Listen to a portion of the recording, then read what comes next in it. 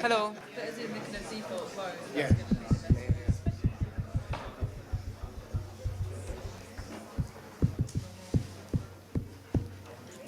Good evening.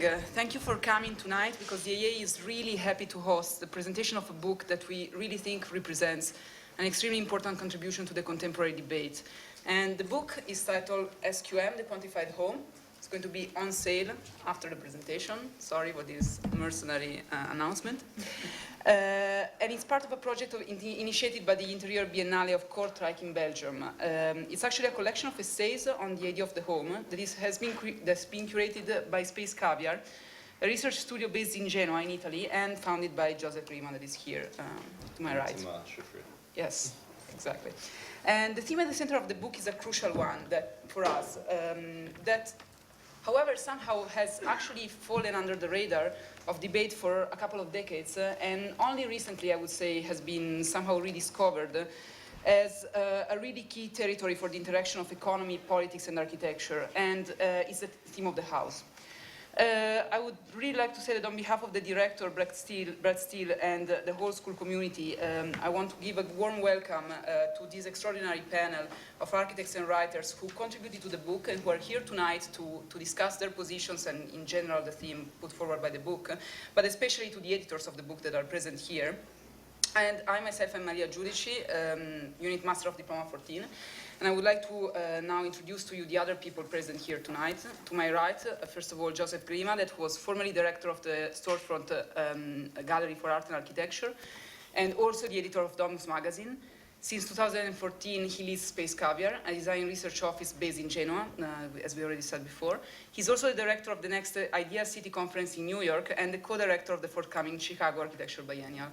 To his right, Andrea Bagnato, who is an architect and researcher, also at Space Caviar, also editing the book, and was the managing editor of the book itself. He's currently in charge of publications, also for the Chicago Architecture Biennial. Then, starting from the left, we have Catherine Rossi, a senior lecturer in design history at Kingston University, London, who has written extensively on Italian radical architecture and co-edited the volume The Italian Avant-Garde, 1968 and 1976.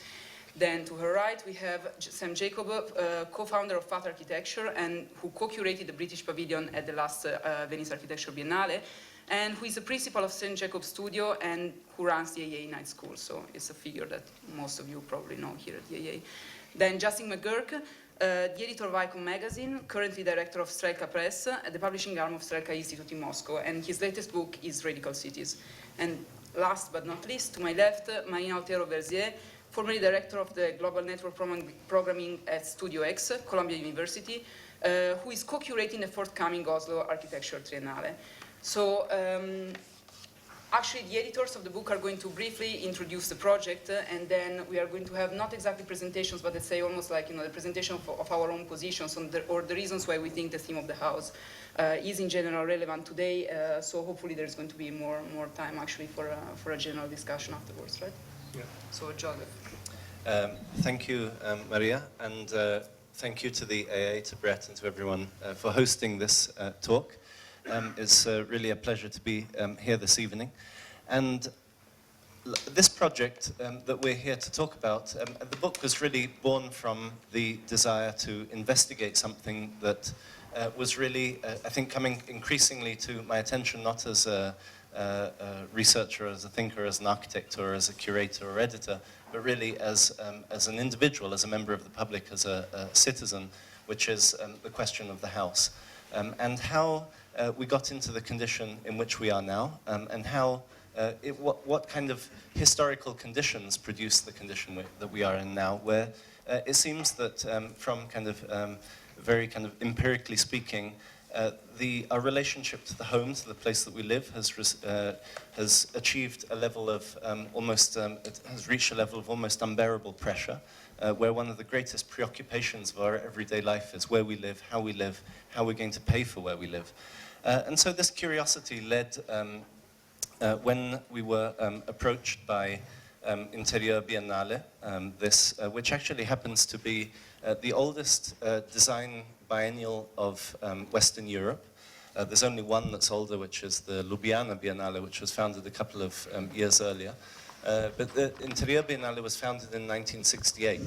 And they were interested in taking the opportunity to use the biennial as a form of research, as a way of actually examining a condition that was very much central to the origins of the Biennale itself. When it was launched in 1968, the first edition of the Biennale, it was launched as a non-profit institution. Those of you who know this biennial maybe know it more as something similar, akin to a trade fair, something closer to Salone del Mobile in Milan, where brands go to present their latest products, their latest chairs and tables, and exchange business cards. But that's something that it somehow gravitated towards almost accidentally, whereas its origins were as a non-profit foundation that was really devoted to, strongly devoted to an ideal, which was that of the modern home. It was introduced as a platform through which the Flanders, Belgium, and all of Central Western Europe would really be introduced to a new way of living, that was really facilitated by industrial processes and a completely new idea of what the way that design could have a radical impact on society, of projecting society into the modern age and transforming the home. And that's something that it somehow gravitated away from. And this invitation to actually examine the current condition immediately became extremely attractive in the light of the fact that it was founded, especially the fact that it was founded in 1968. And I think the fact it was founded in 1968 was not an accident, because this was a very interesting moment in time. There are so many, one could go on and on about what happened in those years in pretty much every field. I think there's so much to speak about. But I think simply speaking within the field of architecture and design, it was really perhaps the apex of a moment in which there was this idea of the possibility of radical domesticity was very much a central preoccupation, how the home could actually be the vector that would transport, through which society could be restructured, improved, and social justice could actually be achieved. And that's why there were so many commissions by, for example, the Weekend Telegraph, the Smithson's House of the Future, this project by Archigram, of examining what the potential, the possibilities for a different society of the future, which was tied very much to the project of the home. This was a moment in which, in a way, in the following decades, a radical transformation was to occur. 1968 was the moment in which, throughout the post-war years, since 1945, since the end of the war, it was the end of a period of uninterrupted growth that was actually followed by a period of uninterrupted crisis, if you will, kind of oscillating between a condition of growth and crisis, boom and bust, continuously. In which the home became increasingly central, not as a space of opportunity and possibility, but as a space in which politics, for example, entered as absorbing it as a platform from which a message could be brought closer to the hearts of voters, of citizens. For example, Jimmy Carter's Fireside Chats in 1977, in which he attempts to present himself as a citizen like any other, wearing his cardigan, as he shivered in the cold, like most Americans were, as a consequence of the oil crisis. And it was the moment in which, in many ways, the seeds were laid, the foundations were laid for something that we would only fully understand 40 years later, in 2008, with the financial crisis. And that was really the impetus to structure the book through three separate chapters, from the idea of radical domesticities, in which a number of essays, including Kat's, which maybe she'll tell us a little bit more about later, were really exploring the possibility, the utopian dimension of the home as a form of manifesto in a way, all the way through to the bust. What was another significant factor of 1968 or 1970 was that Fannie Mae and Freddie Mac were, actually Freddie Mac was founded much earlier, but they were actually, Fannie Mae was founded around about that time as the first institution which was to operate as a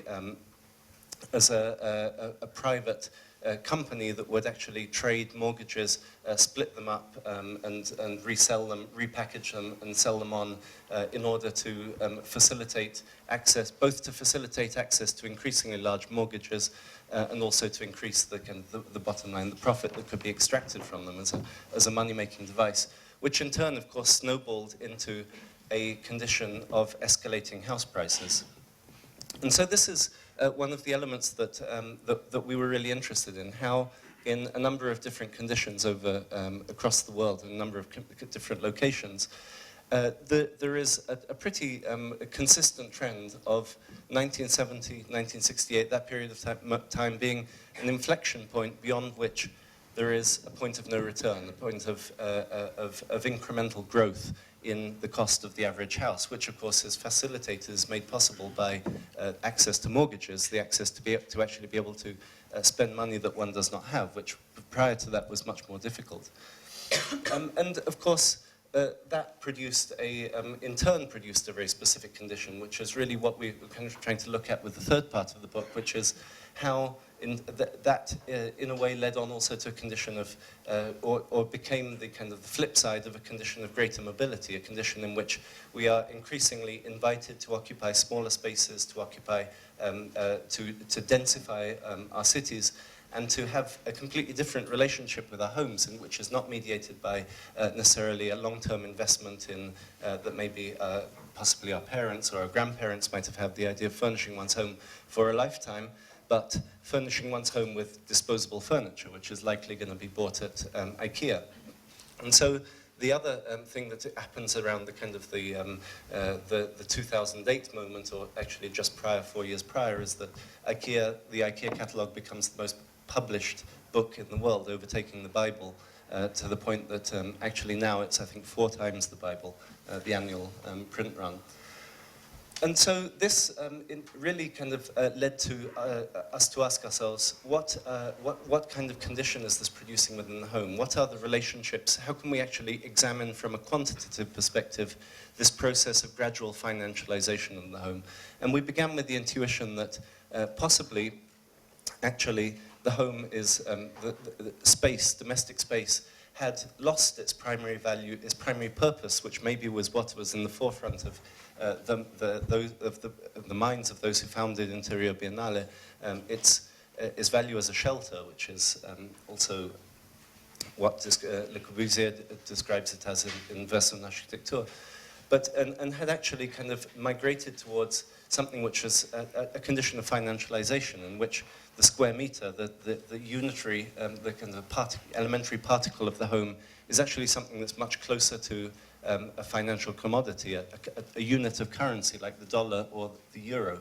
And this is a fantastic graphic that Marco and Elisa from Studio Folder, who designed the book, and did the graphic design of the, and all the kind of visual research for the book, comparing the amount of space, the amount of square meters that can be bought with $50,000 around the world in different cities around the world. So I think that puts into stark relief the extreme polarization of space from the centers of international capital, such as London, where we are now, out to cities characterized by a strong instability, such as Cairo or Dar es Salaam.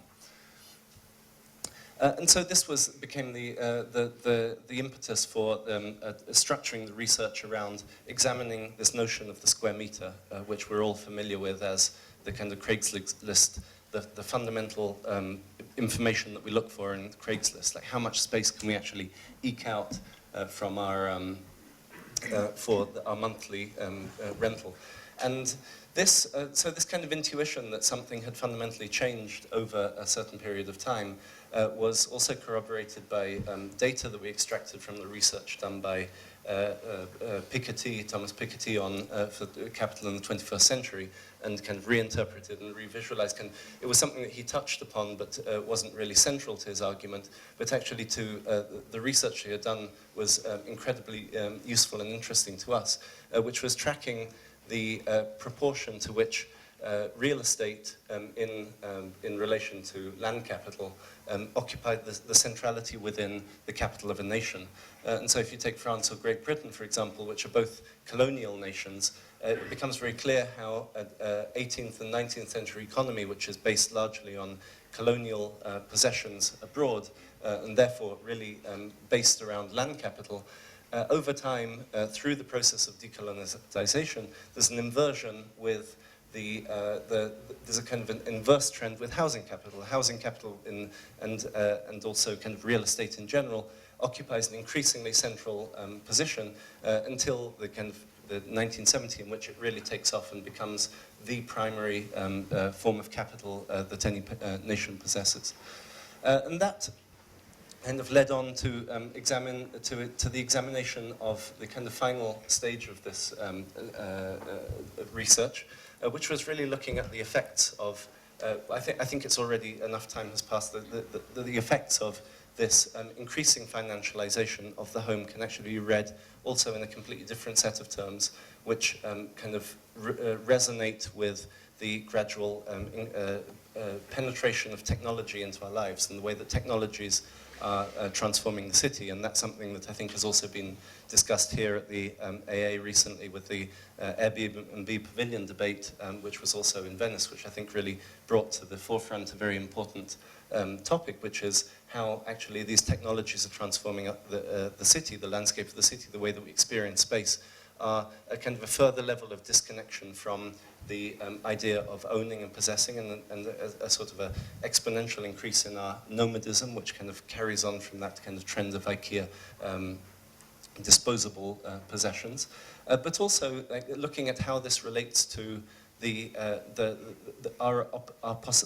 how it in a way extends the potential of the mortgage, which already allows us to spend a completely disproportionate amount of money on a dwelling, and to kind of cause that apex and peak in pricing to go even further, where we actually become micro-entrepreneurs of our own homes, where the home is no longer beyond the reach of the market, where we are actually selling out spaces, time, bedrooms in our home.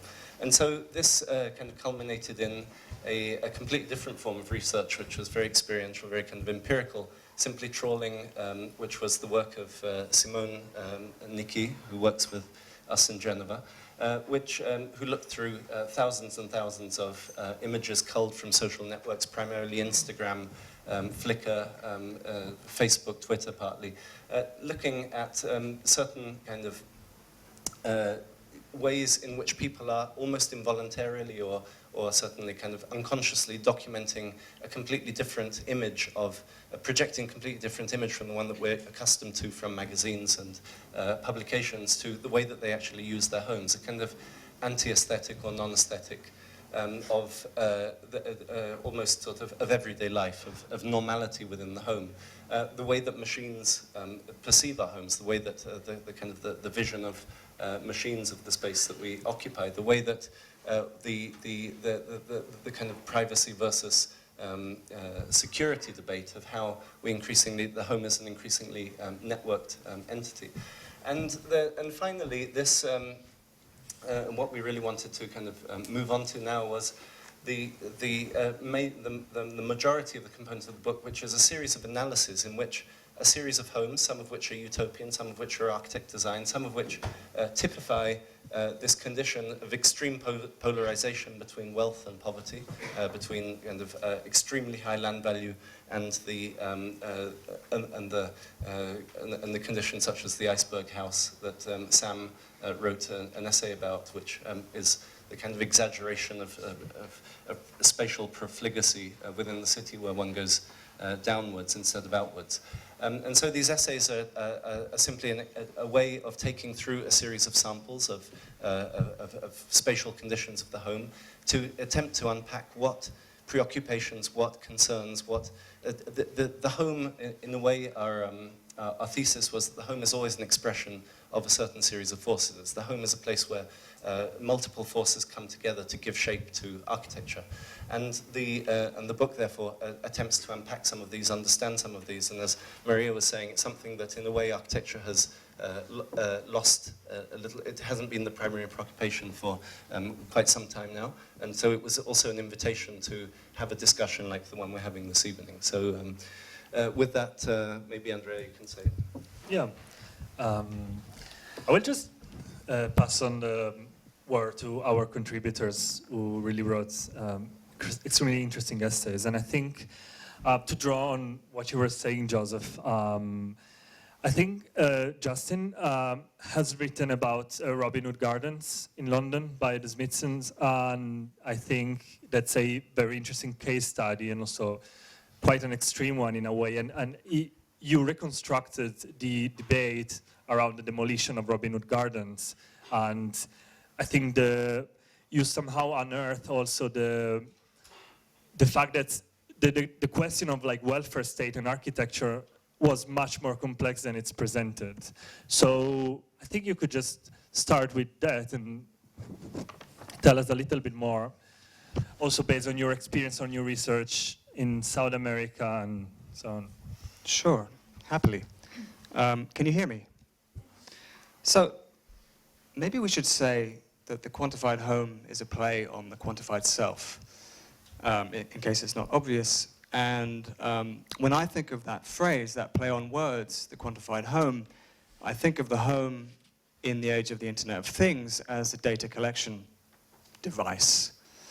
But there's another way of thinking about it, which is instead of kind of quantifying from the inward perspective, capturing our data and sending it to the cloud or to Google or whatever through our Internet of Things connected devices, one can quantify the home outwards as a certain number of homes available to a city. And we know in England and in London in particular that we have an extreme housing crisis. And so to look at that, I chose to talk about Robin Hood Gardens here. And it's worth pointing out that last year, 2014, witnessed the lowest level of social house building since the Second World War, a mere 10,000 homes. Which, when you compare it to Macmillan's Tory government, remember a Tory government in the 1950s, which was building 300 to 350,000 homes a year, you realize that we've gone from one kind of political consensus to another, since neither major party, neither the Labour nor the Conservative Party, has any political will to really tackle this housing crisis at this current moment. It was interesting to look at Robin Hood Gardens again, and it seemed to me that there was nothing new to say about it, but the reason why I chose to say something about it was because I came across this essay that Alison Smithson wrote, which most of you probably actually know, but not having been trained as an architect, I come to it late, called The Violent Consumer. And what really struck me about this was that, so we've been debating whether or not to demolish Robin Hood Gardens, and that debate is often, it takes the form of people being, reverential towards the Smithsons or nostalgic for the products of the welfare state, and so on, which has been being dismantled for 3 decades. And when you read that essay, you realize that actually the Smithsons were already highly ambivalent to the product of the welfare state. At the stage of building Robin Hood Gardens in 1970, they were already bracing themselves for it to be neglected by the council, vandalized by the residents. This is an amazing TV program of 1970 made by the BBC, which you've probably also seen, where Alison Smithson basically says maybe what society is asking us to do is really stupid, i.e. servicing this idea of the welfare state, of this project to socially level society, is not working. Maybe people don't want it. And then 4 years later in this essay, this extraordinary essay, The Violent Consumer, she takes that argument even further and is basically saying, these so-called beneficiaries of the welfare state who are about to vandalize our building don't necessarily want, this architecture that we're giving to them, that we're trying to kind of, generously endow them with. They don't necessarily want it. And so it made me realize that, whereas I saw Robin Hood Gardens as a kind of nostalgist, as someone who was kind of fiercely protective of social housing, of the welfare state, etc., social democracy, the architectural avant-garde of the 1970s is already starting to wrestle, is already starting to wonder whether this is actually a good thing. And that, I must say, that struck me in a kind of really hard way. And of course we have to, and then, so what they do, what she does in this essay effectively, or the way she makes me see Robin Hood Gardens is, you start to reframe brutalism as a kind of shield against the blows of its own residents, as this kind of defensive structure against neglect and so on, vandalism. And this idea of the home as a defensive structure starts with them in the 1950s with the House of the Future, which again is a kind of introspective plan, full of technological gizmos and gadgets, etc., but effectively introspective with a kind of inner courtyard protected against the outside world, really a product of the Cold War. Today, if we move on from talking about, say, social housing, and think about the House of the Future today, we're talking about the smart home. We're talking about the Internet of Things.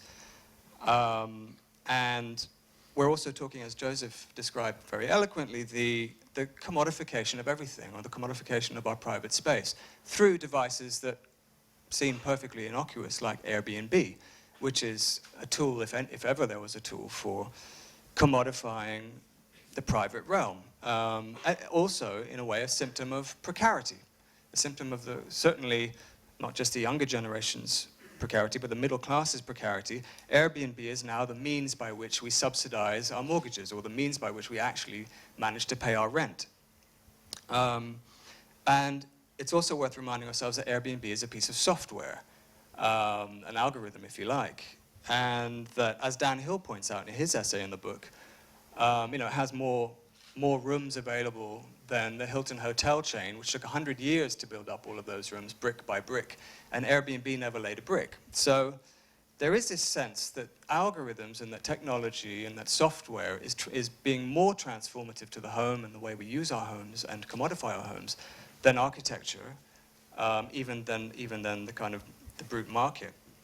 So we've moved into a world now where we're privatizing private space, and also our devices. These devices are kind of data collection points.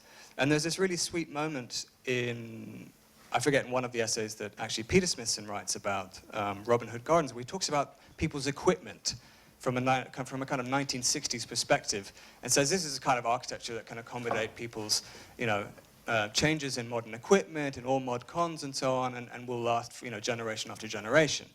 So here we are, one, maybe two generations later, pulling that building down, and secondly, our equipment, which at that point in time, viewed through the eyes of, say, Peter Smithson or Raina Banham, this was equipment that was socially liberating, right? This was equipment that you might have a washing machine or a kind of blender or something in your kitchen. It was a time-saving device, and what you did with the time saved was leisure. So this was part of the kind of social democratic progress-based vision of the world.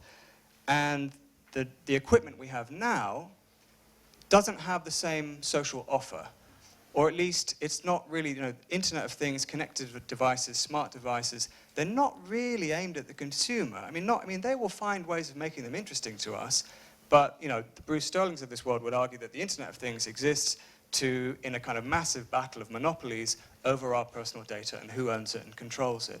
And the home has become, along with the smart city, but within that, the home has become really the new front in that war of kind of public, private, and who owns our data.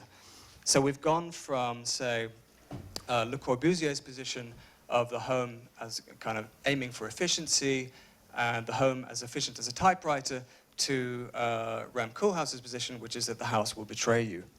I should probably cut it short there. Yeah, and I think the way you unearthed the idea of the home as a device for surveillance brings me to the research that Marina Otero has been doing for her PhD, and part of which is in the book, which is a research on Osama bin Laden's compound in Abbottabad in Pakistan, the house that bin Laden had built for himself as a place to hide after roaming the lands between Pakistan and Afghanistan for several years. He finally somehow settled down and built this fortress in Pakistan, just a couple of miles away from a military academy, if I'm not wrong, right? And I think what is interesting is that Marina uses the story of Bin Laden's house as this sort of like extreme case study of perhaps the only house that is completely disconnected from the outside world. And you use it to explore the question of global surveillance. So I would be interested to know a little bit more exactly how for you, particularly the house of Osama bin Laden becomes a way to explore, let's say, global control through infrastructure. Yeah, thank you. Yeah, it's a great introduction to the research. So as Andrea is saying, I've been in the last years doing research on the Osama bin Laden house, and the main interest was to unpack the role of architecture representation in the construction of the historical narrative of the raid on Osama bin Laden. So I've been collecting representations, copies, and different documents from the house, even first-hand accounts from journalists or people that have been participating in the raid, creating a body of evidence somehow, but they are pointing to different types of media and different type of sources, primary, secondary, open sources, trying to challenge a little bit the technologies that we use in historiography and research in history and architecture. But one of the main interests of thinking about the house as well was this idea of understanding how architecture participates in the construction of a subject, and in this case, the other and the enemy. So maybe my interest here will be to continue with questions that Joseph and Justin had been mentioning. So, for example, the loss of privacy, the loss of the house as a shelter, the relationship between algorithm and also bricks. So I was trying to somehow, through the lens of the Osama bin Laden compound, think about how our homes have been totally destabilized also by recent events and by security concerns. It could be quite problematic to see that we identify ourselves with Osama bin Laden, but to me it was very interesting to think about how architecture was participating in the construction of this enemy. So just to quote George Bush after 9/11, sorry. See, to me this is very, very interesting when I'm bringing it, but he was saying the war against this enemy is more than a military conflict. It's the decisive ideological struggle of the 21st century, a fight to maintain the way of life enjoyed by free nations. And he continues saying, one of the strongest weapons in our arsenal is the power of freedom. Terrorists fear freedom as much as they do firepower, which is very related to the recent events as well, this idea of freedom and many different ways. But so I was very curious about to understand what we could understand about the way of life enjoyed by free nations, and what were the fears and the enemy that was challenged at that way of life. So through the analysis of the figure of the Bin Laden as the enemy, the personification of this enemy, and the imaginaries around him.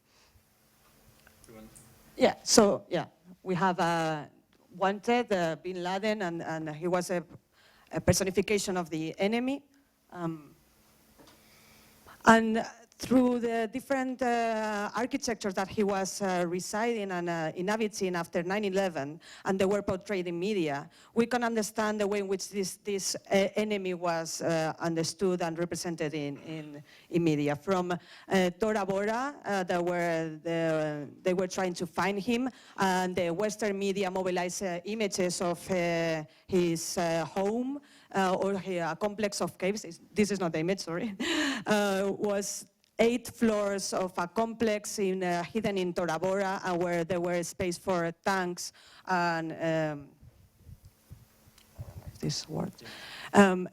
and even like armory, hotel rooms, and etc., which finally resulted in a complex of natural caves. But that was a representation of what the public imagination about where the billion will live inside a cave. But in 2002, Langlands and Bell, these artists, were commissioned by the Imperial War Museum to travel to Afghanistan, and they made an intervention, and they found the Osama bin Laden house in Afghanistan. And this was the image of the house, the South Room. And suddenly this idea of the aesthetic leader that is living with frugality and is incorruptible against the forces of Western capitalism. So another type of imaginary is mobilized here. And we arrived to the Osama bin Laden house in Abbottabad, that it was portrayed in the media as a $1 million plus compound, very removed from the front, trying to challenge the narrative of this aesthetic leader, pointing to a coward that was living in a polygamous household with different wives. So trying to kind of unpack completely this idea of the enemy living in the mountains to being a comfort in a mansion in Abbottabad. But they were also contested stories. Ones pointing to the fact that the house, in fact, was not so expensive. Others trying to portray it as a way of self-sufficient mode of inhabitation, because he was growing vegetables, he was growing, have a space for animals, was educating his own children and grandchildren, burning the trash. So actually was portrayed as he was actually in a very sustainable way living. But to me what is important was this justice coin, was to celebrate the raid. And here is what we could call the manifesto of the neoliberal existence, saying you can run, but you cannot hide. But here suddenly the enemy is not Osama bin Laden, it's a you, that is a generic you, that it could be any of us. And also the way in which this coin operates is very interesting, because opens up the debate about also capitalist neoliberal economies. Is a coin, justice coin, so questions, legal questions, questions of circulation of value, circulation of capital, security, and enemy that suddenly is not the villain of the 007 movies, but is a generic one who could live in the outskirts of Paris or in London or Madrid or Boston. So suddenly anyone become the enemy, and there's a construction of new subjectivity and a new subject that potentially is that enemy. And the house becomes the site of the battlefield, with all the debates about surveillance and all the debates about the role of the state surveilling on us, no? And these questions of privacy, which was in fact what happened with Osama bin Laden. Finally, he was connected to the media, connected to the outside world. And to me, this connection between these two images, these two interiors, one is the White House, and the other is the house of Osama bin Laden. And between the two of them, it's this you, that you can run, but you cannot hide anymore, that you are embedded in this circulation of information and media where you cannot escape. And we have become not only enemies, but also spectators of these neoliberal regimes that keep us in precarious transit, like a nomad that we imagine in the 70s and 60s architecture, but suddenly a nomad that is continue being surveilled anywhere he is and tracked. So this idea of the home is totally undermined. And I'm just gonna finish with the way in which I start the book, that is basically saying, our homes are the final settings of the global war on terrorism. They are the front line of the battlefield, the hideouts where the enemy lives, in its struggle to construct a more secure America, which is resilient against terrorism and another potential threats. U.S. Department of Homeland Security has made the home its ultimate target. From drone attacks to mass surveillance, the domestic space is not, it might never have been a safe space. Just to be safe is to keep on moving. Thanks, Marina. That's, I think it's a fantastic piece of work and a beautiful text as well. And I think you touched upon a key point for me, which is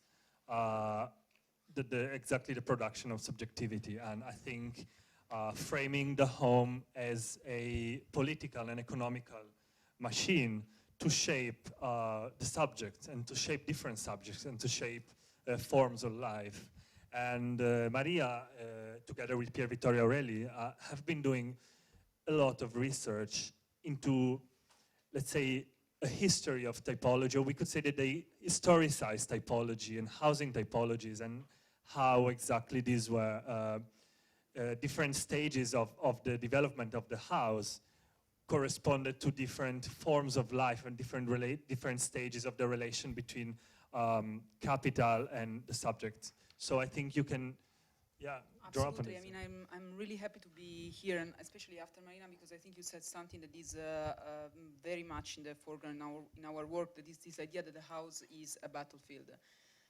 Maybe we can go to a blank slide because this comes afterwards. Yes, the idea of the house as a battlefield, and in fact, a real battlefield in the case of Bin Laden, but also an everyday battlefield. I mean, the battlefield in which actually our subjectivity is shaped. And I have to say that, I mean, our work is, of course, very, very focused on this idea of forms of life by, maybe, okay. And by our work, I mean, of course, the work of Diploma Unit 14, but also the work of Pier Vittorio and Martino Tattara's Practice Dogma, of the collective of which I am part, the City as a Project, and of the Airbnb collective, actually, that are all present and former students of ours with which we work very closely.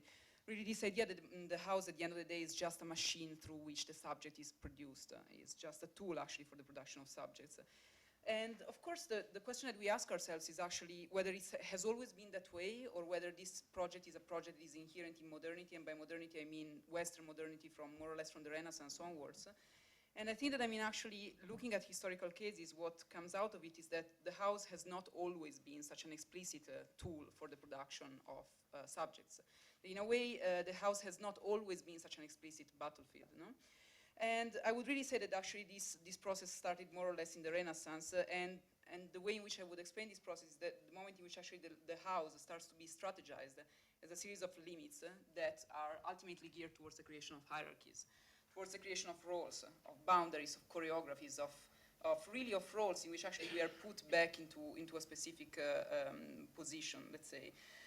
Because before, I would really say that housing was almost definitely non-typological in the sense that there wasn't such a strict actually definition of what the spaces were meant for or who they were meant for, and therefore they were not so almost like theatrically staged in such a way to produce behaviors ultimately.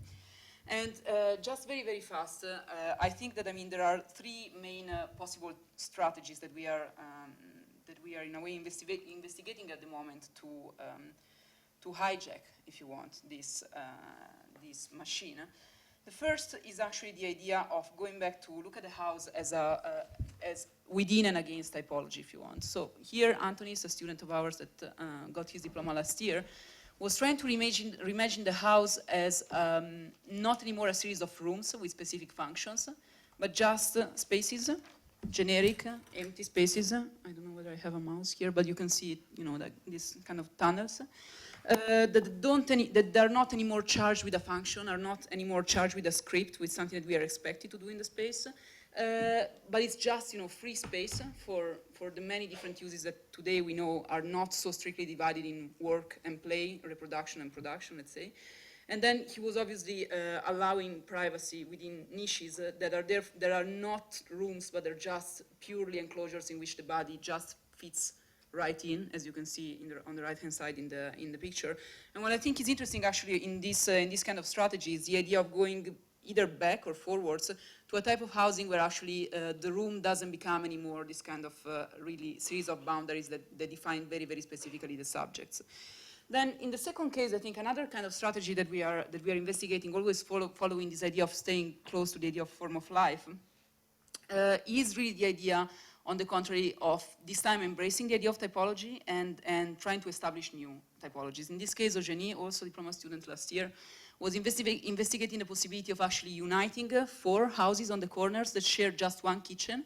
So by removing the kitchen out of the house and making the kitchen actually a centerpiece where domestic labor starts to be shared between 4 different families, she was in a way doing a very small typological twist of like, in a way pushing the kitchen out of the house, but pushing it in a collective realm in which all of a sudden all the division of labor and of affective labor actually within the house starts to take on a completely different kind of choreography and possibly, potentially a perspective in which actually solidarity starts to become again a possibility, let's say. What I think is also interesting in this project for us is that this project is really very much about the idea of domestic labor, which is something that is not very, very recognized, but that for us is very, very important. By the way, I mean, kind of parenthesis, we got to the problem of housing exactly through the problem of labor, which might seem counterintuitive because you would think that production and reproduction are two completely separate things. But for us, in fact, actually the two things tend more and more to coincide, because we all know that in a situation in which actually our main labor is immaterial labor, is relationships, is language, is knowledge, we cannot really very well define what is our productive life and what is our private life. So in a way, in this project, for instance, the idea of the housewife became almost like an emblem of what we all are. I mean, we are all, in the end, all housewives taking care of each other, talking to each other, relating to each other, at all levels, actually, really, of immaterial production. So this fact, actually, that the house is not anymore a realm that is actually protected from production, but is the very realm of production, where production and reproduction become one, in a way, for us, was also a kind of rather ironic take on this idea, on this possibility to question, really, the roles that actually society gives us. And in fact, of course, this is something that we all experience in our everyday life, so the blurring boundary between the public and the private, the productive and the reproductive, to the point that this situation is even sometimes scary, as Marina was saying before, because, I mean, yes, you can run, but you can really not hide anywhere. But what I think is also interesting is that, in a way, the image of the home that we had as private, exactly, as reproductive and not productive, is also something that has been constructed. Because, in fact, if we look before the Renaissance, the house was neither private nor public. It was a mixture of the two. It was neither productive nor reproductive. It was both things at the same time. There were no spaces for men and women until quite relatively recently, let's say, some centuries ago. I'm talking about Europe, obviously. And also social classes mixed much more within the same household. So this series of boundaries, this set of boundaries that we are now again questioning today, in fact, have been very much a construct. And as Andrea was saying before, I mean, for us, this idea of using history becomes, in a way, instrumental to understanding certain things that we take for granted, but in fact, that should be questioned, basically, at every step. And finally, in a way, to link back with this idea that of using also with our students and with our partners in the various collectives in which, to which we take part, to this idea of actually not seeing the project and history as two separate things, there is another layer, if you want, of disciplinary layer in a way that we would like to explore more in the next years. That is this kind of forced separation of design from architecture. Now, what we tried to do in the previous years was actually to, in a way, try to stitch back the missing link between urbanism and architecture. This we did for many years in Rotterdam and the Berlage Institute.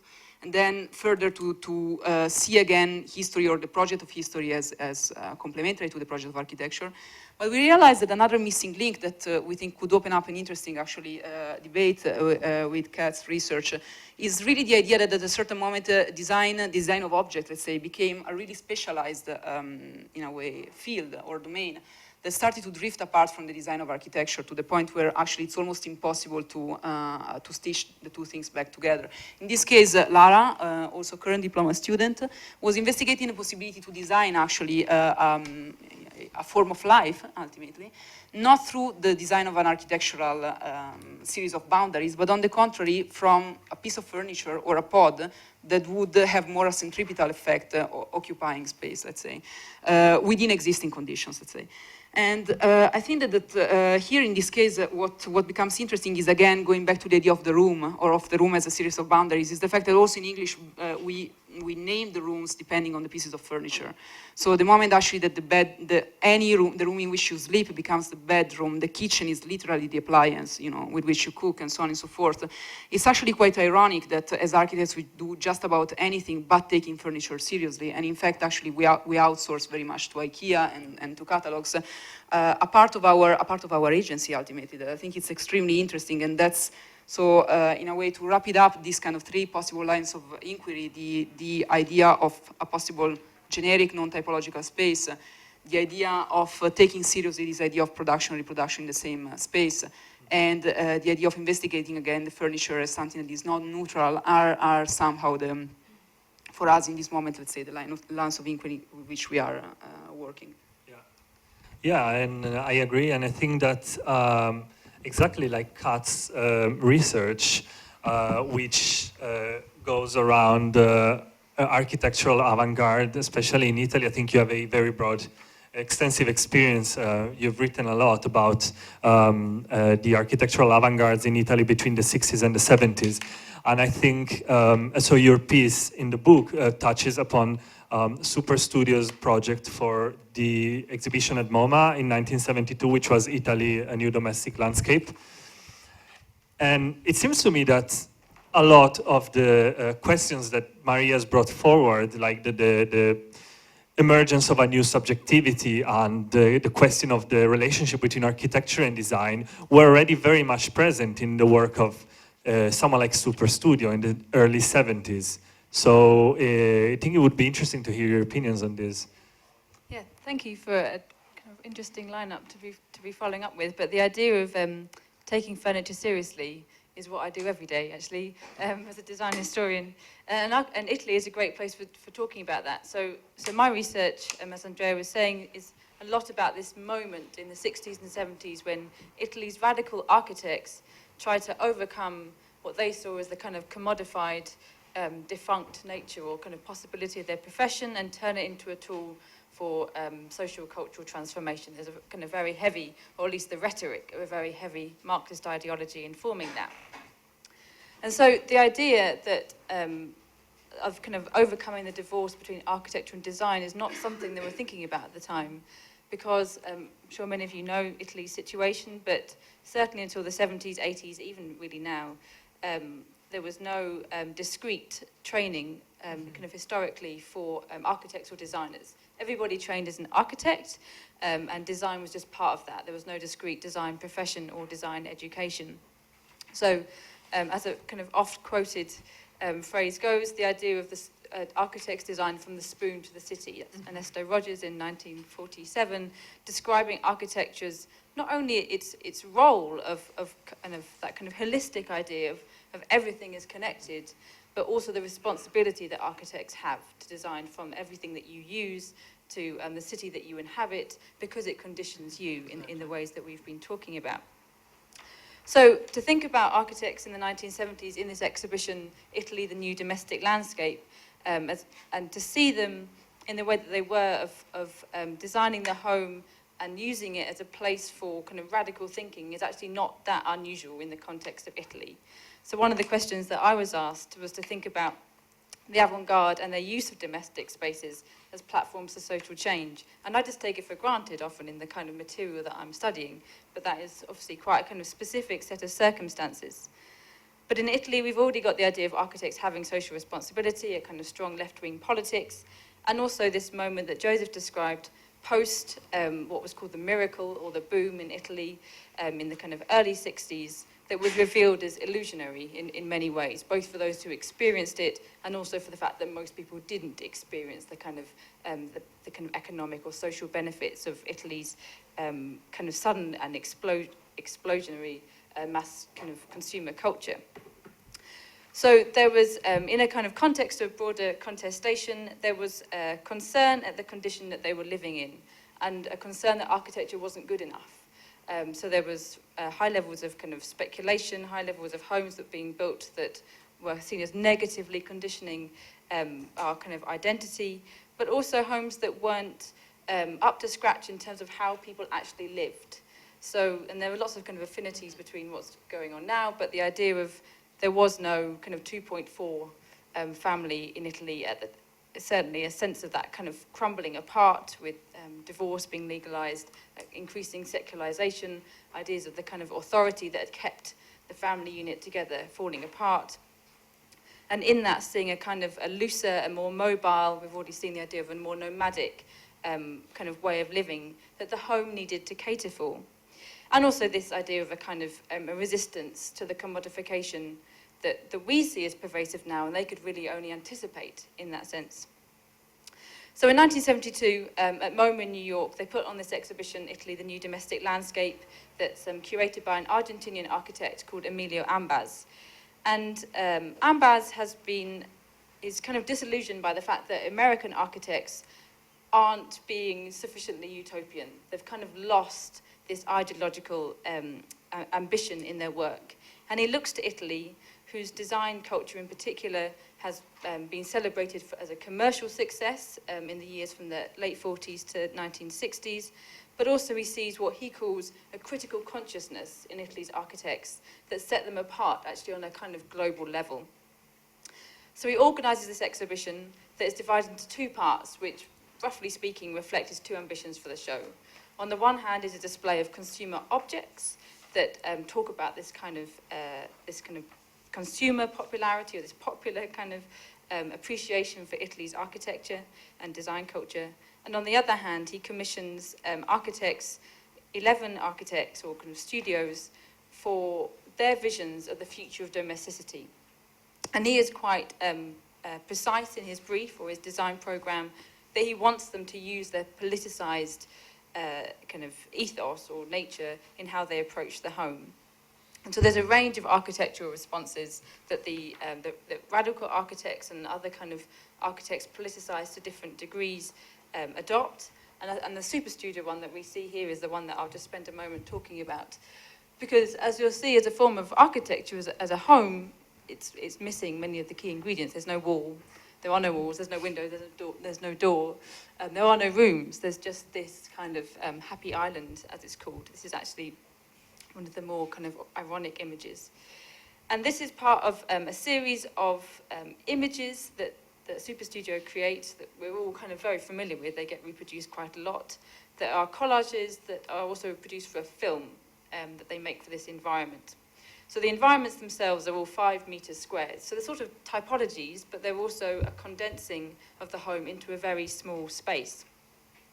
And super studios, you walk in, I say this having never had the fortune to experience this, but you walk in into a darkened room, and in the middle of the room on a platform is a mirrored cube. And in the mirrored cube is a kind of laminate floor that has the grid infinitely reflected in the mirrored surface. And on the grid is a small box that has cables coming out of it, and a television. And the television contains the collages, but also the story that they're trying to tell with this rather abstract idea of the home. And this is a home in which architecture has been effaced. Super Studio were quite clear in that they talked about architecture in its built form and design as physical products had no meaning anymore if they were just about the kind of perpetuation of consumer culture.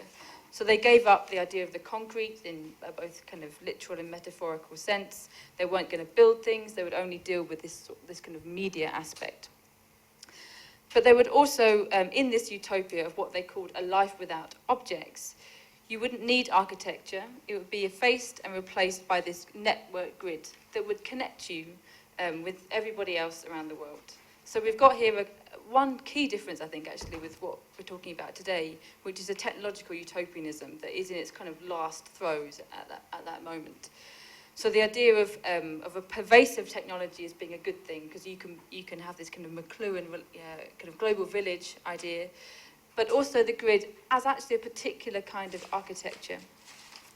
So they talked about this grid and the kind of architecture that it was and also could contain, which would be bidonvilles, kind of geodesic domes, the kind of drop city, like all those American countercultural communes, that they saw as spaces that didn't control the environment, and weren't about dividing up space into individually owned, isolated units, but instead was about cohabiting, coexisting with the environment, so a much more harmonious existence, and also that you shared it with everybody. So it was both much more participatory, but also egalitarian.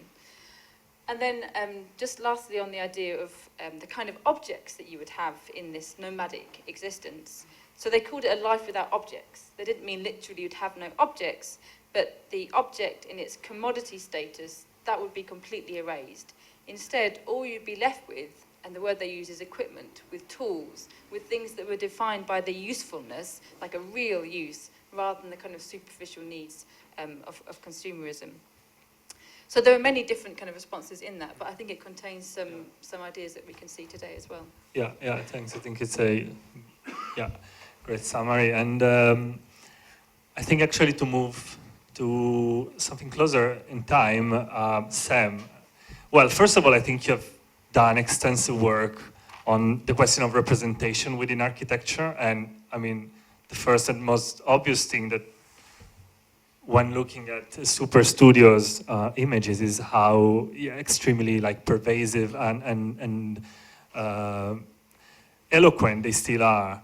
And also I think you are also practicing architects, and you have, for instance, this house that you're just completing right now in Essex with Grace and Perry, which somehow is a reflection on, it seems to me at least, a reflection on the question of representation and icon inside architecture. So I think you could tell us a little bit about it. I'm just going to come around here so I can VJ my presentation. I think that the idea of a house is really on my mind. I'm in the middle of designing my own house, which is like obviously a total kind of crisis of myself as an architect. So all of these questions are like weighing me down kind of every second of my waking day, but also at night, because homes are things which are all the things we talked about today, but they're also these things which are entirely symbolic as well. They're kind of imaginary, almost kind of fictional in a sense. And when we think about homes, I think we also think about architecture itself. So, one of the questions we might think of is, where does home come from? Which is the same question as, where does architecture come from? And there are stories that we tell about where both of them come from. And this is one such story, that architecture is a kind of abstraction of the natural world, that the story of the column being a kind of representation of the tree, carved out of stone. And this, I suppose, suggests that we have a continuity with the natural world, with a kind of primitive state, that there's a kind of golden thread that connects condos in Miami Beach with the primitive cave. But there are other stories that we could tell about where homes and where architecture comes from, and this is Richard Hamilton in the late 50s, arguing essentially that homes come from culture, and this is a home which is literally built out of the images of consumerism, so a kind of precursor in a sense to some of the ideas which maybe Super Studio were pursuing a little bit later. And so this is much more to do with the kind of cultural image in consumerism of what home might be. Joseph, I don't know, you might recognize some of these pictures, maybe not this one, but the idea of image as a symbol of home is incredibly important, not only to us in a sort of deep psychological level, but also on a market level. This is a place called Thames Town, just outside of Shanghai, which is a sort of a kind of high-end development in the image of English housing. Of course, kind of dull, but what's so fascinating, this is thanks to Joseph, this is the construction method of that image. And what it shows, I think, is that in the construction of an image which may seem, entirely cliched, there is actually a tremendous amount of work that has to go on, not only culturally in terms of maintaining that image, but also physically. So here is the kind of brutalist vernacular, a style which was, kind of stillborn into the world, existed only for, a couple of days before it was clad in tedious bricks and fake half timbering and so on. But in a sense, what this is showing is, I suppose, how the fiction is constructed, how the fiction of house, how the fiction of architecture is constructed, and how much effort goes into that. One of the things which has characterized a lot of, I guess, my work and Fat's work is the idea of architecture as information, and thinking here of the home as a piece of information, as a form of media, in a sense, which I suppose in some senses runs counter to the idea, the statement that a house is a machine for living in. But even when we see the house, which is a machine for living in and a another version of it by the architects ARM in Australia, a black rubber version of the villa itself. Well, we see that the house is also, it may well be a machine for living in, maybe well be functionally driven, but it's also entirely symbolic. It's also bringing a fiction of what home might be into the world. And so the transformation of it materially is a transformation of that fiction itself, a retelling of that story. In some senses, we could think of all architecture and homes as a sort of mediation between the fictional and the real, the kind of narrative of home and the reality of living. And I'm going to show two quick projects, one which is real fiction and another one which is a fictional real. Real fiction is a house which looks like a house, which goes to extraordinary lengths to show you that it may well be a house, but that house is also a fiction of a house, i.e. you can see it here displaying itself as an image of house, as a billboard, as something which is too narrow to inhabit. Of course, you can inhabit it. Also, in this weird space that exists behind that two-dimensional billboard, so you sort of inhabit the flat image of the fiction. In another sense, architecture and the home makes the fictional real, which is really I suppose, the underlying kind of project which is happening in the House of Essex, which was a collaboration with Grayson Perry. This is sketched by Grayson, which is a kind of an idea of home. It's not actually a home, but it's kind of a sort of it's called a house for Essex, but in that sense it operates on a sort of much more symbolic level. It's not really somewhere to live. You'll be able to stay in it as a paying guest, but not live in it.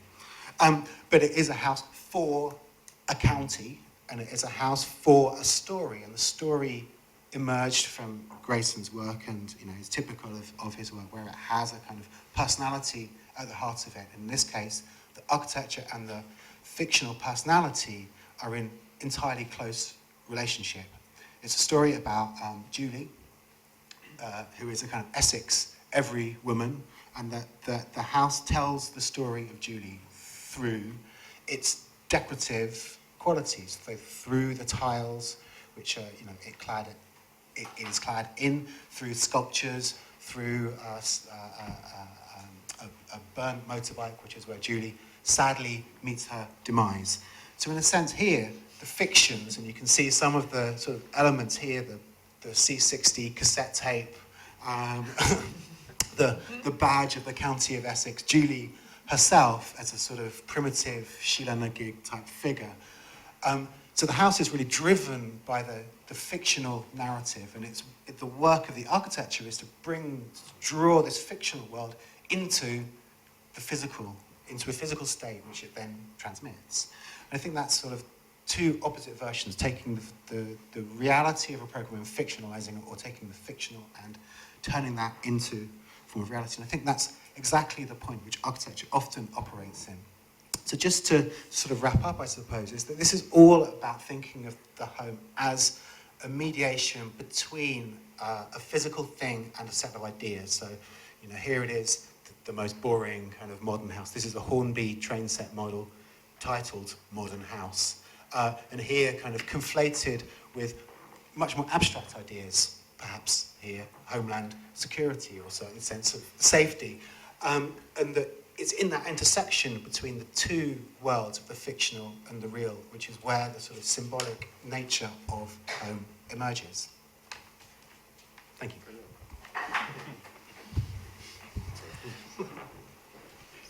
Andrea, I guess I had one kind of response immediately to that. I think it brings up especially the real, and this question of real and fictional, and inhabiting the image.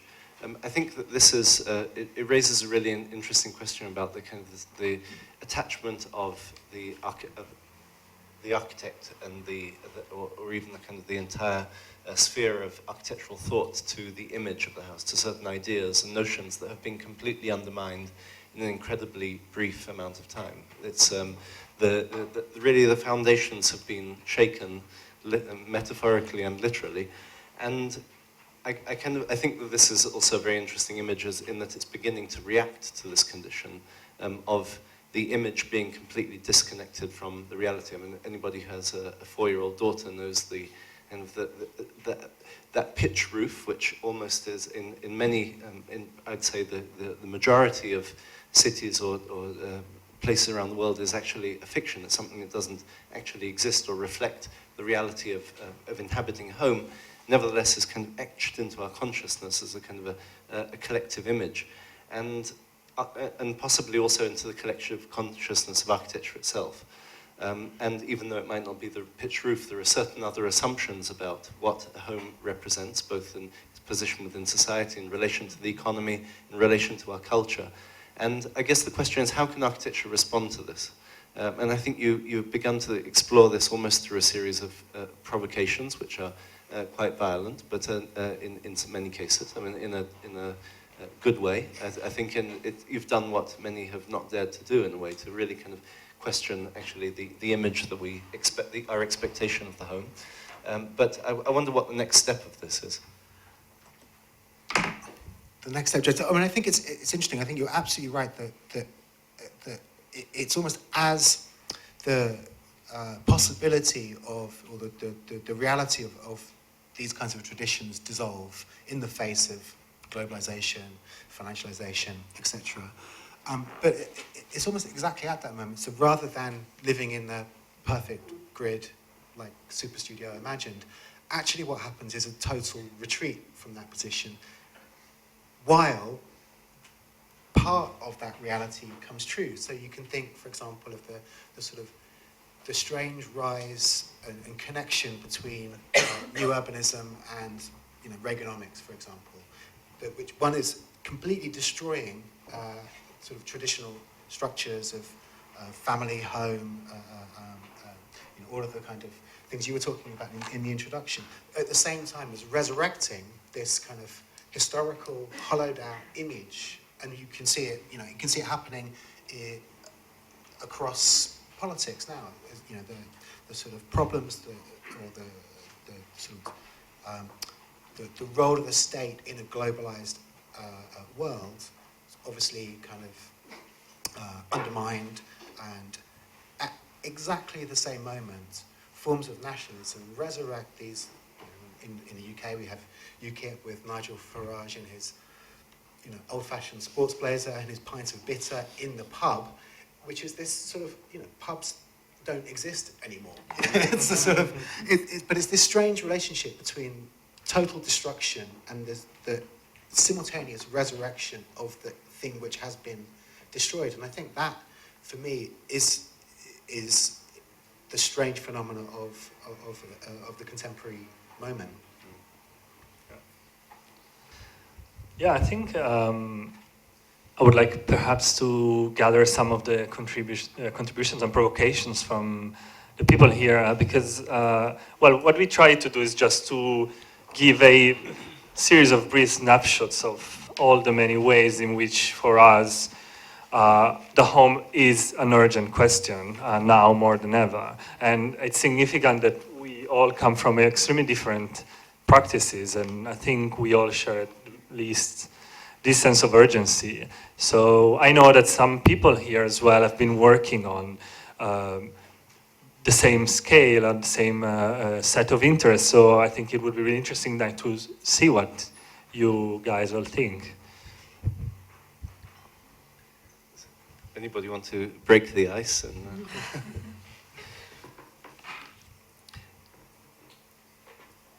otherwise, I mean, I think I've got a kind of a long list of.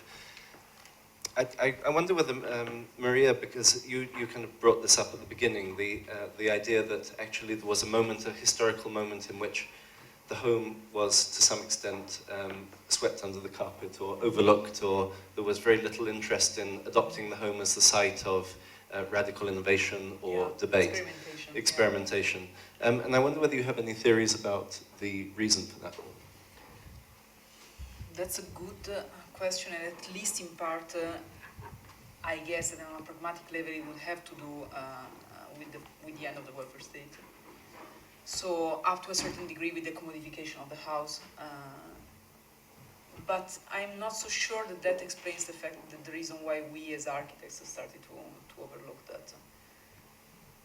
I don't know. That's definitely a really tricky question, because I think that, I mean, it's always been there, and that's something that we've always, I mean, of course we keep on designing houses, but in a way, I mean, the level of the discussion or the models that we apply in a way haven't changed for a long time now. And actually that's the reason why I started to become interested in this, because I mean, I've been for a while a commercial designer, and it was almost extremely striking the way in which you keep on designing, and I'm talking about, you know, mid-market average apartments, let's say. You keep on repeating same models that definitely don't match the way in which people live. I mean, but don't match the people live down to the number of plugs that you actually have in a house, when we all know that actually the first thing that I look at when I enter a room is where can I plug in my various gadgets, let's say, you know? So for sure, the question arose also on a very, very pragmatic level. That is, can we imagine actually models that are a little bit closer to the way in which we really live? Also, the extremely fast nature of the turnover is really, really fast. I mean, we were discussing before, I've been now changing something like 14 houses in 12 years over 5 or 6 countries, and I don't think that I'm exceptional. I think that I'm the norm, I would say. I guess that, I mean, maybe to problematize the question, I would say that the ghost at the background is really the idea of the family, because you know, the symbolic aspect of how the house looks from outside, how it's socially understood, and the more pragmatic aspect of actually the series of thresholds and the way in which they are negotiated within the house, they are linked together by really the real subject. That is not the individual subject. I would say that it's the more collective subject of the family as a reproductive unit, as the basic unit of society. And in a way, also as Thatcher said, right? I mean, there's no community, there's no nothing. There are only families and individuals at the end. And I would say that this probably is the reason why we stopped experimenting, because at a certain moment, this kind of debate stopped. The debate on whether we can imagine a different structure to society that is not the traditional family. Of course, we all practice that in our everyday life, in the sense that the traditional family doesn't exist anymore. But in a way, there's a big reticence towards the idea of actually acknowledging that on an architectural level. And we keep on designing for a family that doesn't exist anymore, that maybe has never even existed, to be honest. Just to add, maybe not as an architect expert at all, but isn't it also about the architect's diminishing role in envisioning what the house is like, both in the kind of broader social level, but also in the nitty-gritty of what these kind of units are going to be? I mean, the images I showed that's an architect completely in control of a fictional, highly fictional vision that didn't have much connection with what they were doing in reality. But as we're thinking about the home today, it doesn't really matter what the architect thinks. Absolutely. I mean, our agency is really extremely limited in a way. I mean, any project starts with a brief, and the problem is that the briefs that we are given as commercial architects, I mean, when you build apartments, are very repetitive and in a way not very innovative. So for sure, that has an impact on it, I guess. I think a bit more like that. Just to add very briefly to that, I think it's very interesting that the only ones who are actually really taking really can take a hard, careful look at the reality of how we inhabit our homes is probably IKEA. Yeah. They released this extremely interesting, the first part of a report on how people live, I think in 7 cities around the world, which was the basis of some of the data and research, very, very in-depth research into how people actually inhabit their homes. Yeah. And one of the cities was London, and there was, in response to your question of like, where does the home end and where does the productive end and the personal begin, it was very interesting that one of the questions they asked was, how many people have you actually worked from home before you go to work? And in which rooms? And so there was a response of, I think, 20 or 30% who had actually worked from the bedroom, for example, and then it kind of got even more granular and said, how many have worked from the bathroom? And 7% of people have the habit of working from the bathroom before they go to work. And I mean, if you think about like 20 or 30 years ago, how absurd what do you mean working from the bathroom? And of course the reality is you're sitting on the toilet looking at your smartphone and answering emails before you kind of get into and so this is the incredible thing that IKEA is so absolutely tapped into these little minutiae, these details of how we use space. which is absolutely central to designing, to be able to intervene in that. Sorry, Sam, I jumped into you. No, I think to be optimistic, it's absolutely right that the idea of housing, the reality of housing begins way before an architect is involved now. It begins with the fact that a home is a financial instrument. Yeah. And as such, it comes with a certain set of expectations which a developer will use as their model, because they know then that that's something they can market. They can basically quantify valuations before something's built. But they're also, developers should not be all thought of as a kind of the great evil. Developers have to work in relation to the investors, and the investors are, big pension funds and so on, who are not going to take the time to, go through a plan and say that's an amazing way you've used the space on that corridor there. But I do think there is a possibility to intervene at that level, and I think it is certainly up to, well, not just architects, but up to people to engage on that level of essentially the spreadsheet of the financial model, and that is possible. There are arguments that can be made for different models of what a home might include, how you might live in it, outsourcing the kitchen to the neighbourhood, and but it's not, it doesn't happen in the realm that we normally think of, or we like to think of as architecture happening, which is the sort of formal manipulation of space. It's actually the manipulation of a much greater idea of what a house or home might be. Yeah, sorry, just I wanted to see if there is any remarks or criticism from the audience. I think, yeah, Davide. Yeah, can speak loud. No, I was wondering, I think first of all, thanks to all of you for the fantastic presentation. I will buy the book.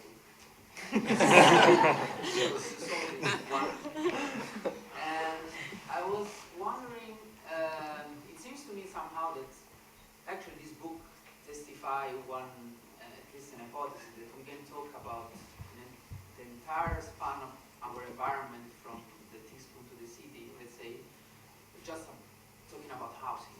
Yeah. And that somehow there is kind of almost a split between housing and the rest. And that housing is actually eating everything. That basically cities are produced through housing. We know, I mean, from developer point of view, for example, you want to do development, there is housing somewhere. You want to do a theater, there is housing somewhere.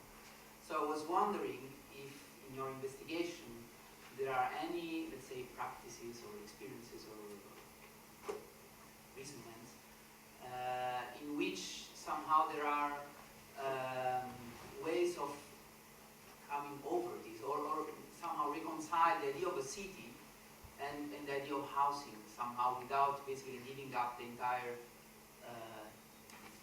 citizenship, I would say, almost to housing.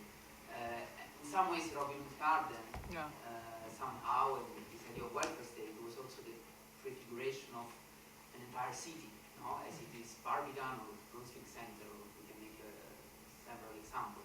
And it seems somehow that from that period on, probably also because of the dissolution of the welfare state, none of that is anymore even thinkable somehow. So I was wondering if in your research something emerged that could somehow be a light at the end of this tunnel. I think Justin is, maybe you have something to Well, say about it.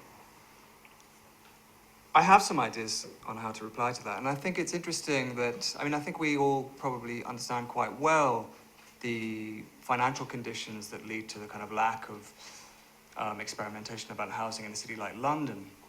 What took me by surprise is how much experimentation there is in a city like Zurich, which is just as much about money and just as expensive as London is, and yet 25% of the housing in Zurich is cooperative. And take a housing block that was finished last year called the Kalkbreite. There are, I mean, I think it's like 100 and something homes in there, and they range from micro units without kitchens that share communal kitchens a la Narkomfin to flats with 17 bedrooms. So that's a kind of spectrum of variety, housing variety, housing typologies, you just simply cannot find on the market, and it's certainly not something that developers would try.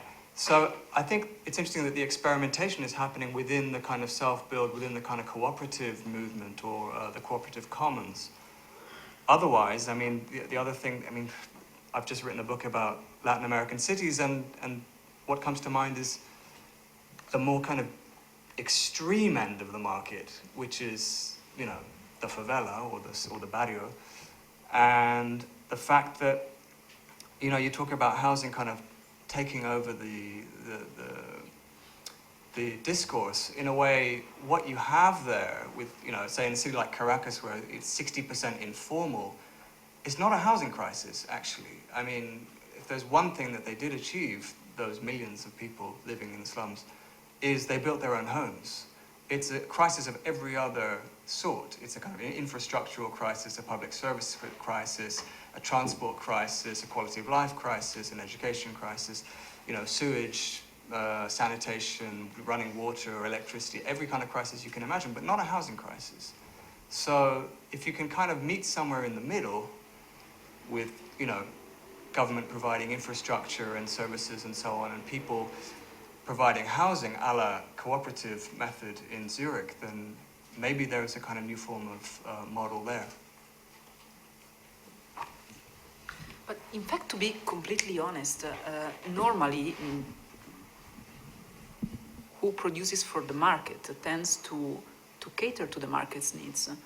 So in fact, for me, it's more surprising that the developers haven't produced some new form of housing like the ones that you are actually addressing, rather than the other way around. What I mean is that, they are not always the bad guys, because, normally that's the idea, that if you produce something commercially, you produce something that is going to cater to your clients, basically, So it's actually rather surprising that that it hasn't happened more. And I think that the root is ideological at the end, because, it's not, it's because from the money point of view, it would make sense for them to actually produce typologies that would cater to the need of the market, which means that, at the root, we have a very deep barrier against this experimentation that grows out of the image, actually, out of what you were explaining, out of what we expect from the house as a cultural construct, really, at the end, Is there anyone else who would like to intervene in the discussion? I thought this earlier point that we're building houses for families which don't exist is a very nice idea. Sorry, thank you. Yeah, this idea that we're building houses for families which don't exist, but we're probably building houses for the family that we want. Yes. So somehow it comes back to Kat's point about the commercial, market-driven idea of the house rather than necessarily the idea of the family. So perhaps to change architecture, we just need to change our desires for the perfect family to being something less conventional. That might be easier. We should start there. No, I think that you are totally right, but in a way it's a chicken and egg problem, right? Because the built environment produces the expectation that produces the built environment, and so on and so forth. And unless at a certain point somebody hijacks the system, it's going to go on. So in a way, yes, I completely agree with what Sam was saying before, that it's actually really our job to, in a way, trigger new ways of looking at the question. Arguably, does this work? If you want to think about kind of new, developers give us what we want because we don't know what we want. Well, exactly. And so if you really want to intervene architecturally, then you do so at the level of a kind of cultural mass media image of what the house and the family is. Because I was thinking about this, how do we know what a house and a family looks like? And I'll forgive the pop reference, but it's, it's EastEnders, it's Coronation Street, it's The Simpsons, it's Breaking Bad. All those are models of kind of individual private ownership and of a kind of a myth that they loudly fail to live up to, of the kind of 2.4 children. Nobody rents in Curry, as far as I can tell. That's research there. I just little remark, maybe, I'm surprised that maybe it's a question for the editors. So we are speaking now about housing and houses, But the book, in fact, doesn't use that term. It's using home. So I don't know if a way of also challenging what we expect about housing or houses could be through, I don't know. I'm sure that is an answer. It was a very, I think there was a lot of reflection and debate also on the kind of terminology. And in fact, I don't know, probably don't have any way to pull it up, but Andrea did an amazing experiment of, I don't know if what was it called? The Google word, it's this instrument that basically maps the frequency with which certain words occur in basically in the whole of literature. Google has, Google Books, so that's basically everything. Over time, from I think it starts in this kind of beginning of the 18th century, like 1730 or something, right up until the present. And you can chart out, in comparison, like a word like house or home, the frequency with which each one occurs. And I think there was this very interesting, you could probably speak or even like do a whole PhD on why the graph was the way it is. But basically the turning point was around 2000, no? Yeah, I think in so. which actually home became more, which was also kind of counterintuitive. It's kind of what you'd expect, that it's against what you'd expect. My expectation would have been that we have entered a period of much more sort of detached dealings with habitation. It's something that's much closer to financial commodity, and that we deal with at arm's length, and therefore the house, whereas previously it would have been described as the home, whereas it's exactly the opposite. It's actually around the turn of the millennium that actually the word house overtakes, the word home overtakes house.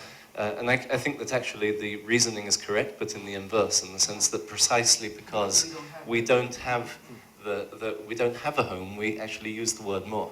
And it occurs probably more frequently also in marketing materials, all sorts of, I don't know, it's just a hypothesis.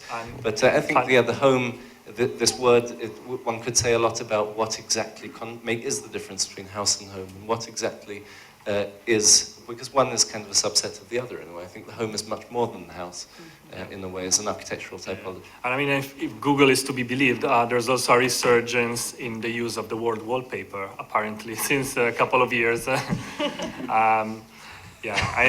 I don't know how reliable as in desktop wallpaper, or it's probably mobile phone wallpaper. Yeah. So there was a question, I think, from Yeah, it's not a properly formulated question. Sorry, I'm so engrossed in listening to you all. I just find it difficult to think about, on the same page, the idea of the house as an owned commodity, as an asset, as a kind of financial investment, which living in this city, that's what it is. It's not a place to live.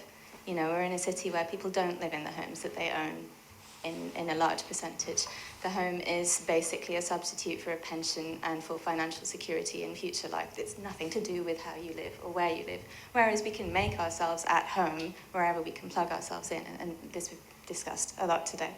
But I think discussing on within the same breath the welfare state social housing that's provided in something like Robin Hood Gardens, where it's not possible until a certain point in the 80s to own that as a private asset. And the idea of the private house, the family house, one comes from the house of Usher or whatever, that is kind of tied up with the security and the kind of absence of precarity.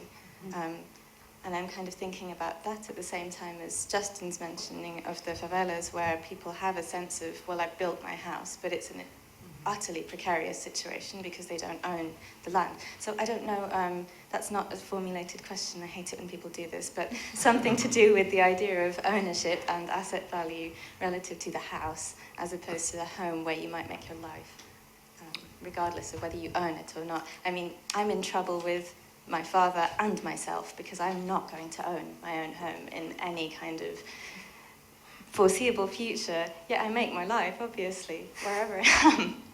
So yeah, it's this dichotomy. I find it very difficult to think about on the same page, where you might live and what you might own. The house isn't for living, it's for pension.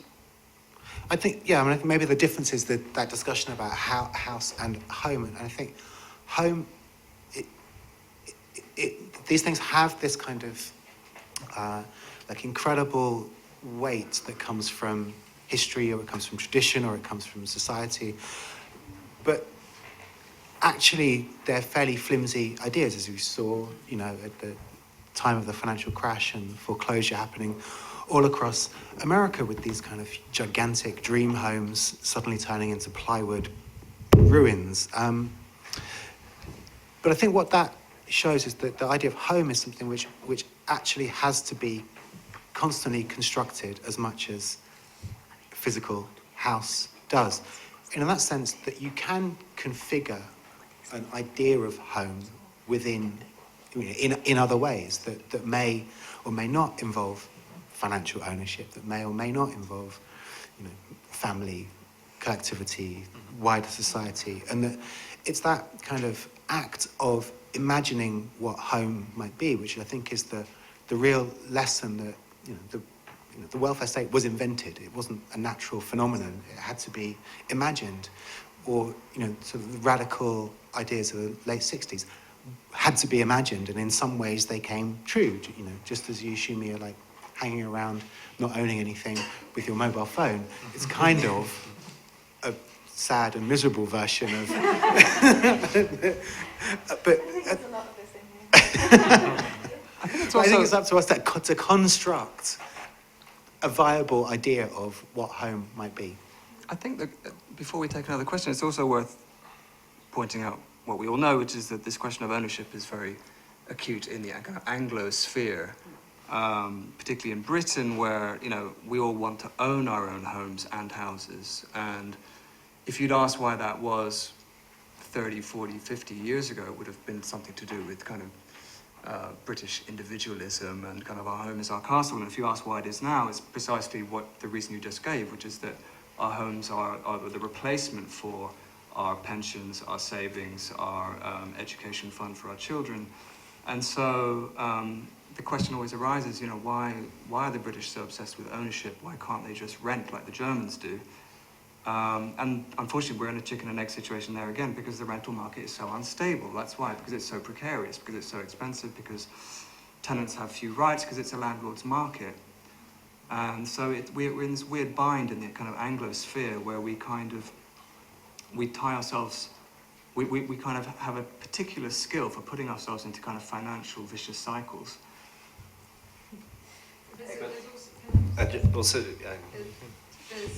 and the sort of additional backdrop to that is since Thatcher's government introduced the right to buy, is that it's become socially or culturally kind of unacceptable to live properly in a home, in a rented house. You know, my mother does, she has done for 40 years, and there was a great article in the London Review of Books at the beginning of last year by James Meek about where we all live, which sort of sets out this problem of why we're in the housing crisis now, particularly in this city.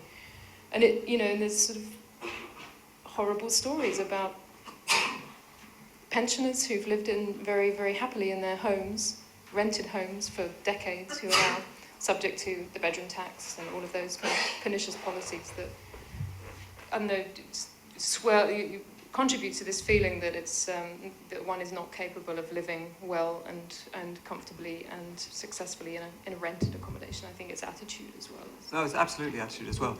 And the sad truth about that is that, you know, the one thing about the right to buy was that it was supposed to fund building more social housing, which of course it never did. No, yeah, why not?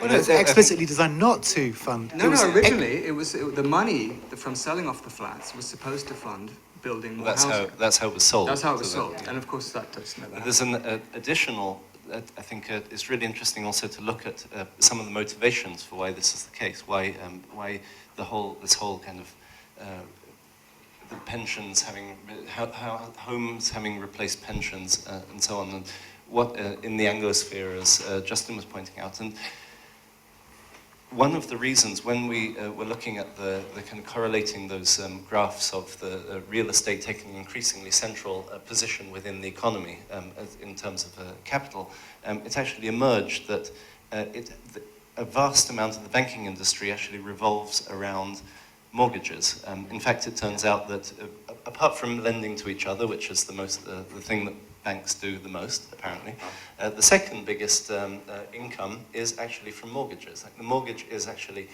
convincing people to pay more money for their homes which in turn requires a mortgage, because otherwise you're never going to be able to afford that, creates around it a whole industry, which of course is also explains the rise to prominence of banks which weren't quite so central to the economy 50 years ago or in 1968, for example.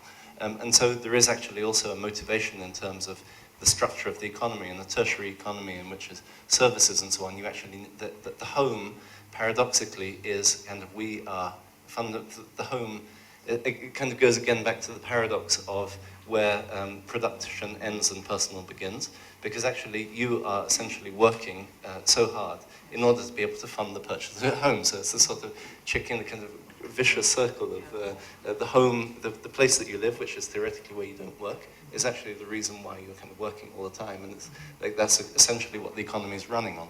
And so it's also sort of a paradox, because the fact that the home is so central to our economy, to our existence, to our culture and so on, you would have thought that that would be an extraordinary, that architects would be clapping their hands and kind of rubbing their hands, and that would actually be an extraordinary opportunity, whereas, as you're pointing out, it's kind of the opposite, where architects have been to some extent marginalized and pushed out of the picture. But it's extremely interesting what you're saying, because in a way it's always about the relationship of the home with the other, a bit also like Davide was asking before. And in a way this fiction that the house is actually the retreat, that of course now, I mean, we are, let me say this, freaked out, because we don't have a house before anymore, so we don't have a home actually. Is bizarre, because it's completely constructed. I mean, the whole thing was a fiction in the first place. The idea that actually the home is separated from the realm of production, is the retreat, is the place where you are truly yourself.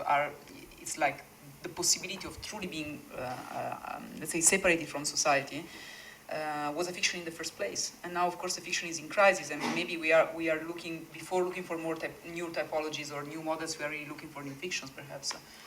Also, as Kat was saying before, I mean, in the end, I mean, there's a lot in the kind of, culture and media and so on and so forth that maybe we have to mobilize before we arrive even at the architecture or at the financial models, let's say. I mean, I can't think of any fact that supports that point better. The idea that the home is the site of production, and the fact that our homes earn more every year than we do. Yeah. On paper, obviously, because I think it's a discussion that can and should continue, but probably it's time to wrap it up for now. So I would like to thank you all for bearing with us, and it was just great to be here. And thanks to the fantastic contributors for, I think, their wonderful, interesting pieces of research. And thanks to Maria for hosting this meeting. Thanks, everybody. And now, on behalf of the AA, thank you for staying here. Thank you to the panel, especially. The book is now on sale back there. I can really highly recommend it. I have to say that I don't think I've ever read, actually, a book of essays from the beginning to the end entirely. Also, truly. And on your chair, actually, you will find this. That's the program for this term, and we hope that you will actually join us for more events during the term. It's actually a very, very rich program this term. And thank you for coming. Thank you.